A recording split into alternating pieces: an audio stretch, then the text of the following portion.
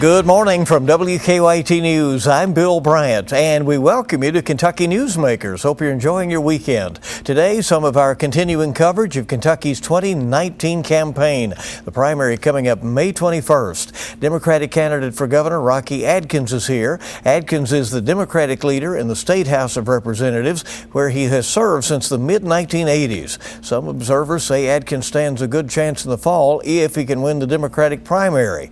Adkins is positioned as a moderate on most issues and pro-life, which some say could somewhat neutralize abortion as a factor in the race. But in the four-way Democratic primary, Adkins faces a perceived front-runner in Andy Beshear, whose last name is well known because of his father being a recent two-term governor, and he's a statewide office holder himself. And former state auditor Adam Elan has been energizing progressives with his message about renewable energy and lobbyist reform. Adkins has a folksy ad on air right now where he picks with a bluegrass band, introduces himself, and still manages to take a swipe at Republican Governor Matt Bevin. Candidate for Governor Rocky Adkins here. Welcome. Thanks for coming in. It's good to be here, Bill. Thanks for having me. So really what people have seen of your campaign in recent weeks has been that spot. There you are with the bluegrass band and so forth, and you do that when you're out on the campaign stump sometimes. So are you positioning yourself as sort of a rural candidate for governor? Well, I am a rural candidate, but we're covering all of Kentucky, of course. That ad is titled, "Do You Know Me?" And it's really to give an introduction of who I am and what I'm about. And we talk a lot about my life, my battle with cancer, my college basketball days at Morehead State University. Yeah, I like to pick a little bluegrass music. That's a lot of who I am as well. But I am from rural Kentucky, and rural Kentucky should be a good base for me. But we're campaigning hard in urban areas of Kentucky as well. We have strong organization, and I'm proud to announce a strong organization in all 120 counties. So that ad is about Do You Know Me? And I think it's a good introductory ad, and we'll be coming with other advertisement after that. Can you win progressive voters in a primary, or especially in the fall if you win the primary, when you are pro-life and pro-coal? Well, I don't think there's any question that I can because of my experience and proven leadership in the Kentucky House of Representatives. I fought hard for public education and educators all across this great Commonwealth. I've stood up for working families when this governor has tried to hurt them with his agenda and his policies. Also, the attempt by the governor to take 100,000 people off the health care rolls. I think that's bad policy. I don't think it's good for Kentucky. Bill, I sit here as a 24-year cancer survivor, and I understand the importance of health care. You know, I've had needles in my arms, I've had chemo, I've had radiation, and the importance of health care, just not for the health care families all across Kentucky, but for the health care industry that employs thousands of people. One of the greatest economic drivers we have in Kentucky is the healthcare industry, from nurses to doctors to secretaries. If you take some of the rural areas of this state, for the first time, the only growth they've seen in any type of economic increase or jobs or capital construction, the greatest economic driver that we've seen in some of those rural areas has been the healthcare industry. Matter of fact, in eastern Kentucky, where I'm from, the downturn in the coal economy, if it had not been for the growth of the healthcare industry and the addition of jobs there, we would have seen a total collapse. So if we ever lose our rural hospitals, we are in big trouble as far as an economic driver goes. And I happen to believe that if we're not looked at as a world-class public education system here in Kentucky, and we don't have a healthy healthcare industry, it's going to be impossible for us to keep the jobs we have, but also recruit the jobs of tomorrow to come to Kentucky to build and diversify economies all across Kentucky. Representative Adkins, as you know, the governor has been for work requirements or volunteer requirements for people to qualify for Medicaid. Do you oppose that notion? Well, what I would say, the waiver that he put in to require Medicaid with work requirements, what we have seen back from the information we've received, it would cost more to implement the oversight of that program than it does to allow people of over 100,000 to have their health care and be able to take care of themselves and be able to take care of their families. Most of these folks who he's talking about are already working 2 jobs. Most of these folks are trying to take care of their families for the first time with proper health care. And to be able to do that, it saves money in the long run, in my opinion. And again, we help rural hospitals across Kentucky be able to keep the jobs that they've got and keep that economic growth continuing in the healthcare industry that is so vital, but also to keep a healthy Kentucky as as we move into the future. In some of your appearances, you have talked about being able to compromise with Republicans and get things done. Is compromise something that is missing from the state capitol right now? Well, I don't think there's any question about that. We've got a governor who has supermajorities in both chambers, and he still can't govern. You're looking at somebody sitting here that's been in leadership now for over 15 years, approaching 16 years of my legislative career. You're looking at a person that brings that experience and that proven leadership that's gotten results in the past. You're looking at a person here that knows how to write a budget. You're looking at a person here that knows how to make state government work. And you're looking at the one person in this race that does have relationships in the House and the Senate of the Kentucky General Assembly, that has worked across party aisles in the past and knows how to work across party aisles in the future. That's what I bring to this race. I bring to this race about being able to bring compromise, to be able to get results for the people of Kentucky and all across communities of Kentucky. Do you believe your nomination could largely neutralize the abortion issue in the fall? You have a mostly pro-life voting Yes. record. Do you think that that is something that distinguishes you within this primary? Well, I think it could definitely neutralize that, but I think when you talk about pro-life, it's much more than that. It's about being for pre-K funding, as I've been in budgets past, to make sure we have children 3 and 4 years old able to go to pre-K and start their education. It's about somebody like me that was for House Bill 1 to allow for adoptions to take place and foster parents. It's about somebody like me that's willing to stand up for a strong public education system, and hopefully these children would have a strong public education system, and also have quality health care and be in a home where we can put a warm food on the table and a roof over their head. I think that's what I'm talking about when I talk about that issue. And yes, I think that I'm the candidate that can go into November as a moderate, middle-of-the-road, common-sense candidate that can draw not only Democrat votes, but also be able to get Republican votes. I've got Republican voters approaching me every day that say, Rocky, we're going to be for you if you get through this primary. So I think that I'm the candidate that can go and bring back votes that Democrats have been losing in November. I think I'm the person that can solidify that, and that's the reason I think I can beat Matt Bevin. Democratic candidate Andy Beshear has come out fully for expanded gambling, for casinos, and also for sports betting, and he says he would take the revenue generated from that and apply that to the pension situation that we have in Kentucky.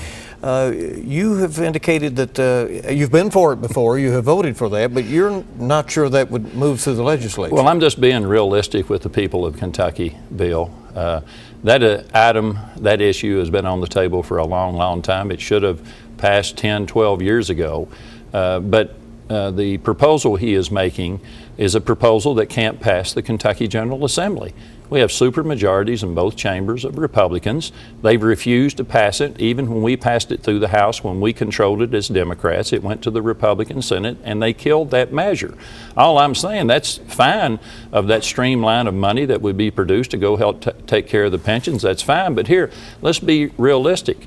Don't bring an unrealistic proposal and float it out to the people of Kentucky. Even though it may be a good idea, it's something that cannot pass the Kentucky General Assembly, or it hasn't passed over the last how many years now that it's been a proposal on the table. Do you believe that the pension system needs a dedicated revenue source? Oh, there's no question about that. There's no question about that. And I think that we indicated that when we passed the bipartisan reforms of 2013. I was there when we controlled the House, Senate controlled by Republicans, and we passed a measure in 2013 that was true reform. It was done bipartisan. It was done with stakeholders at the table. Any reform, that's what needs to happen. Bipartisan, stakeholders at the table. That's what we did in 2013, and it's working, Bill. That's what's good about it. It's working. Do you give this governor credit for focusing like a laser on this issue of the pension situation in Kentucky, where we apparently owe $40 billion that we don't have? Is his focus on that appropriate, or do you think that he has put so much emphasis on that other parts of state government have suffered? Well, I think his focus may be appropriate, but the way he's approached it is entirely wrong. It's been an approach is, let's go in a side room and let's take a bill and put a 291-page bill on a piece of legislation that turned into a sewer bill that was passed through the House and the Senate and on his desk in less than 6 hours. That's not the way you approach complicated, complex issues. You bring about bipartisan support. You get stakeholders at the table if you want to really pass meaningful reforms that will get people on board. Thousands of people have marched upon Frankfurt, teachers, working families that have come there. And that approach of stirring up that controversy in a way he has didn't have to happen. The name calling of teachers being thugs and ignorant and all of that is inappropriate for anyone, especially a governor. So his approach on this issue has been entirely wrong. The focus on this issue may be correct, but if you want to get something done, you do it with bipartisan support, you do it with stakeholders around the table, and other reforms I've been involved in, you've had success. You've got to have public buy-in to be able to do major reforms. So any tweaks that would be done to the reforms of 2013 need to be done in a bipartisan way, and they need to be done with stakeholders at the table. With Rocky Adkins, Democratic candidate for governor, who is currently the House Minority Leader. We're coming back on Kentucky Newsmakers in a moment.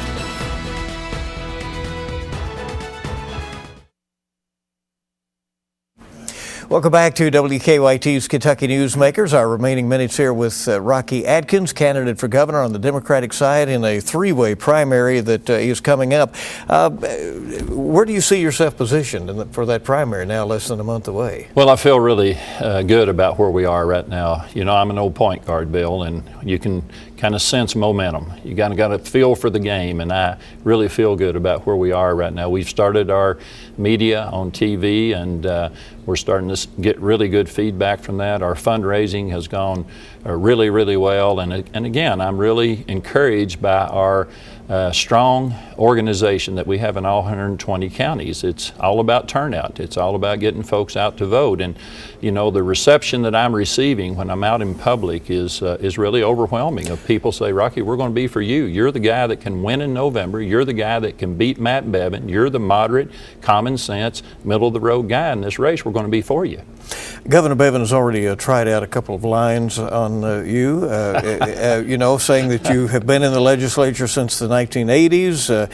How do you escape the charge, Representative Adkins, that you were there when some of these problems cropped up? You know, Bill, I'm one of 138, but I will tell you this. I'm proud of my public service. I really am. I'm proud of the time I've spent fighting for quality public education in Kentucky. I'm proud of the time of standing up and fighting for working families. I'm proud of my time of being the budget chair for transportation, serving in leadership as I have to appropriate money to invest back into infrastructure, roads, bridges, water and sewer all across Kentucky. So what this term of my service means is that people have approved of my job.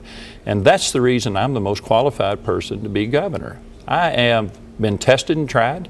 There's no better place to be really trained to be a governor better than the House chamber, debating the issues on a daily basis and really understanding how it works within that chamber to get things done. I bring that seasoned experience and that proven leadership that's gotten results. So really the time that I have served has really given me the qualities that I need to be a good governor, and my public service is something that I'm very proud of and very proud to defend on any street corner against Matt Bevin across this Commonwealth of Kentucky. As you know, the national economy is strong right now, and there are you know, some good indications throughout the country, but revenue in Kentucky is not keeping up. It's true. We face a shortfall in this cycle with this budget, and we face some big challenges next year when there will be an attempt to fund the school safety bill and some other things. It's a budget year that's coming up. Yes. How can Kentucky pay its bills without a substantial revenue enhancement? Well, there's no question that we need revenue enhancement. There's no question we need modernization of our tax codes in Kentucky. There's no question.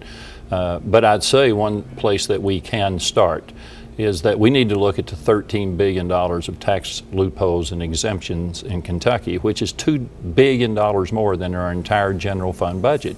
That is a place I believe we could start in a very nonpartisan way, bipartisan, and really look at that issue. If we could only find 10% of that $13 billion, not hurting business and industry in any shape, form, or fashion, but look at what's not working anymore. And if we could only find 10% of that $13 billion, that'd be $1.3 billion immediately to help public education, to help this budget, and to help the pensions as well. You would hope we could have a growing economy that would create more revenue, like the aerospace industry that we need to take into rural parts of this state, the #1 export industry in the Commonwealth of Kentucky, a $12.5 billion industry, that EKU has its aviation school, Morehead State University Space Science Center. We have an opportunity to diversify economies, create good jobs, and create an economy that will produce the kind of jobs our people need and deserve. Another of your opponents, Adam Edlin, says lobbyists have too much power in Frankfort. You've been there. They've knocked on your door many times. Do you feel that there's too much influence from moneyed interests in what becomes public policy? Well, what I can say to you is just part of the process. It is what it is. Lobbyists only have the influence upon you that you allow them to have. I have used them as an educational tool for me to be able to really ask about the issue, what it really means. You know who you can trust there, you know who you can't, your bond is your word. So I've really used the lobbyists there as an informational tool for me, an educational tool to really tell me why they're for this issue and bring in the other side and tell me why they're against it. It helps me to be able to make sound decisions, to be very honest with you. So whether there's too many, too less, that's hard for me to judge. There's a lot of lobbyists there on a lot of different issues, whether it be a business issue or whether it be to try to get back for some of our nonprofits where they were paying a tax and you had to have people there to try to straighten that up as well. So there's no question that you have to handle that situation. Being a veteran member, I just look at them as part of the crowd over there, to be very honest. You've had a long association with Morehead State University. The public universities have been cut for 11 straight years now. They've eliminated programs, laid off people, sort of realigned themselves. Some say for the better, because now they're more, ready to deal with the future. But are you concerned with the continuous cuts that those universities have faced, and then they have gone and raised tuition to try to make those up? I'm very concerned. We have got to have more money in public education at every level. But if you take a university like I graduated from, a university in my legislative district like Morehead State University, a university that serves the mountains, a region that needs help the most. I'm from Eastern Kentucky, and we need to diversify our economy. We need to grow our economy. We need to bring back hope and opportunity. And I know Morehead State University is going to play a vital role in that. But when they're suffering from trying to keep their enrollment where it is, a downturn in enrollment from time to time, and still trying to provide the services and the curriculum and educational opportunities, it's very, very hard. And then when you have performance-based funding come on top of that, with a 6.25% cut, $31 million more dollars out of the base of higher education. You got all the universities basically competing for that same pot of money. When you've got universities that are doing their own job, like the comprehensive, have got a specific role, there's no question we got to get more money into higher education. The increase in tuition is nothing more than a tax increase on the backs of working families. We got to get more money into higher ed, all levels of education. We got to be looked at as the world-class education system in this global economy if we want to be able to compete and recruit the business and industry and basically bring about a 21st century economy and a 21st century workforce. Rocky Adkins, Democratic candidate for governor, thanks for coming. Thank you, Bill. It's good to be here. Thank you. And keep it with us. We'll be back on Kentucky Newsmakers.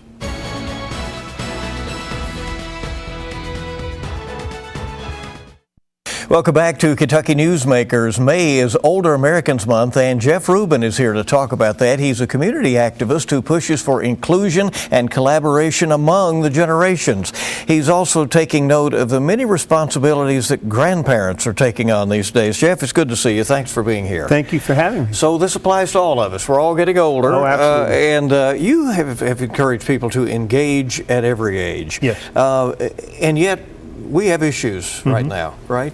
Very much so. We have a dramatically increasing aging population, and we're not prepared to address the needs of that population. You know, as you mentioned, May is Old Americans Month. Well, we started Old Americans Month back in 1963. There was 17 million older adults 65 and older at that time, and a third of those adults were at the poverty level or lower. Today, in 2020, 55 million people are 65 or older, and in 10 years, there'll be 75 million people. And we don't talk about this. We have a math problem. We have a math problem. Yes. But you've been encouraging communities and even the state to get involved, to look at it's a myriad of issues. And as you've pointed out to me, this affects every aspect of life. Oh, sure. I don't think there's any sector of our society that isn't being impacted in some form or fashion by aging and age discrimination. But if we see someone as old, we tend to marginalize that person in terms of their input and productivity. And I maintain that the most abundant resource we have in any community is human capital. And yet, in a time of great need, why are we continuing to marginalize people at both ends of the spectrum? And that's what we're doing.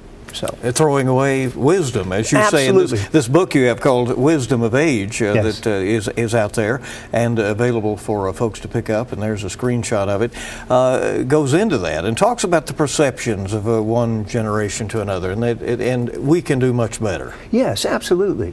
You know, when we talk about age discrimination and ageism, we think of it in terms of just the elderly. It's not. It's discrimination against any age group. And so the young are shunted aside as well as the old. Yet we have seen that the young people can make a major difference in what's happening in this country vis-a-vis what happened in Florida. They were able to get gun legislation passed when other adults were unable to do so. And yet, again, we don't look at them as having the value or able to contribute at the community level. The Kentucky legislature passed 2 resolutions that acknowledge the importance of older Kentuckians. Tell us about that. You have copies there. Yes, I do. I'm very proud of this because it's the first time that we're acknowledging the fact that we have an aging population in Kentucky.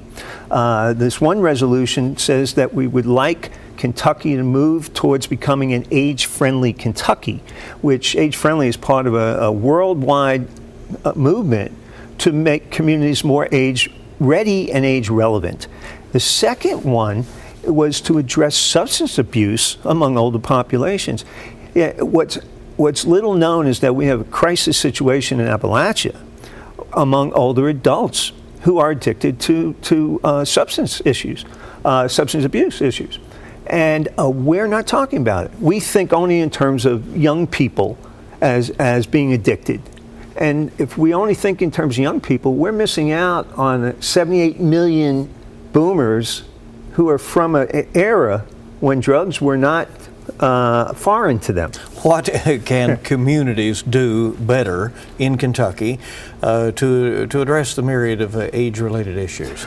I will tell you that I have a good friend of mine who was in state government for many, many years, who passed away recently at the age of 89. He was a firm believer in things happening at the community level. And in passing away, his family said, in lieu of flowers, we would like people to engage in conversation about these issues. And I think the best way you begin to change things is by bringing it into the parlor and having these kinds of conversation. And in this day and age, we're doing less of that, not more. You've made note that grandparents are doing more and playing greater roles than ever before for a variety of reasons. What is, that's because of societal changes in many ways, but it also brings on challenges. Oh, absolutely. It brings on challenges because think of yourself in terms of being in your 60s, 70s, or 80s, and suddenly, without warning, having to take care of teenagers. And why? Because of marital discourse, drug addiction, incarceration, and yet they're not being compensated in any way for their being the role model, if you will, and the main bread winner or supporter for their grandchildren. And you think about it, if something happened to the grandparent, say they broke a hip or what have you, what happens to that grandchild? Do they go back to the situation they were in, or do they go into a foster care situation, which is less costly to the state? Yeah. So gentrification of our neighborhoods can mean that older residents are pushed out, or the taxes go up to the point that they can't afford to live where they spent a great deal of their years. Is that an area of concern? Oh, affordable housing is a major area of concern, not just among elders, but among young people as well. In Berea, where I live, it's as difficult for young people to find affordable housing as it is for older people. And so there are people who, when they're talking about these issues, are beginning to look at creative ways that people can come up with communal living situations, or bring together young people and older people where both can benefit. Again, comes out of conversation. We're just not looking at it. How do we make sure that that wisdom and the voices of older Americans is heard, and as you have opened our eyes to, that they also hear the younger voices? First of all, you know, part of age discrimination is self-fulfilling, because anytime you hear someone say, you know, when you get to be my age, or you know, I'm having a senior moment, you're advancing that discrimination in your own mind. And there's studies done about how we view aging is how it affects our health and our longevity of life. Jeff, thank you so much for coming. Jeff, thank you. What a pleasure. Thank you for joining us for this edition of Kentucky Newsmakers. Make it a good week ahead.